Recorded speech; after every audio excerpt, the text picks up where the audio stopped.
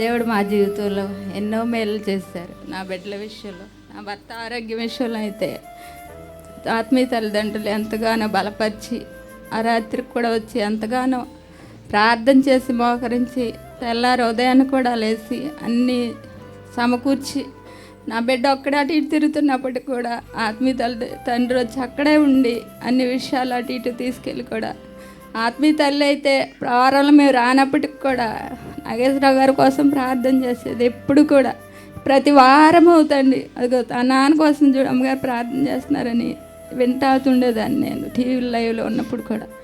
అలాగే నా బిడ్డలు నా ఇద్దరిని కూడా దేవుని సన్నిధిలో ఉంచినందుకు దేవునికి ఎంతగానో వందనాలు.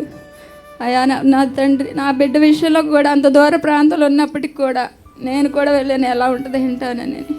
అక్కడే ఏ ఆదరణ లేనప్పటికీ కూడా ఆత్మీయ తండ్రి ఎంతగానో వీళ్ళకి ఫోన్లు చేసి అయ్యా అక్కడికి వెళ్ళండి ఇక్కడికి వెళ్ళండి అని చెప్పి కూడా నైట్ వెళ్ళేటప్పుడు కూడా వచ్చి నా భర్త అయితే వద్దంటున్నాడు అంత దూరం వచ్చి వెళ్ళి పంపించండి అని ధైర్యం చెప్పి ఉదయాన్నే మళ్ళీ వెళ్ళాం. ఆ రోజు అయితే మా భర్త వద్దన్నప్పుడు మానేద్దాం అనుకున్నాం. ఆత్మీయ తండ్రి అయితే అలా ఏం ఉండదు పంపించమన్నప్పుడు వెళ్ళింది.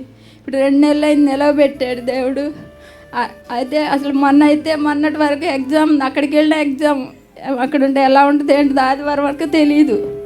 అయినా దేవుడా నువ్వు నీకు సాక్ష్యం చెప్తాను నా బిడ్డను నిలవబెట్టు దూర ప్రాంతం వెళ్ళి మళ్ళీ వెనక్కి తిరిగి వస్తే నీకు అవమానం అయ్యా అని దేవుడు మొరపెట్టాను. దేవుడు గొప్ప కార్యం చేసి నిలబెట్టాడు. అక్కడ సోమవారం కల్లా రిజల్ట్ వచ్చింది. దేవుడు నిలబెట్టాడు. దేవుడికి ఎంతగానో మేము కృతజ్ఞత కలిగి జీవించాలని మా కొరకు మా కుటుంబం కొరకు ప్రార్థన చేయండి. బిడ్డల్ని ఇంకా నీ నామలో తండ్రి సేవ చేయాలని నేను ఎప్పుడు అనుకుంటూనే ఉంటాను.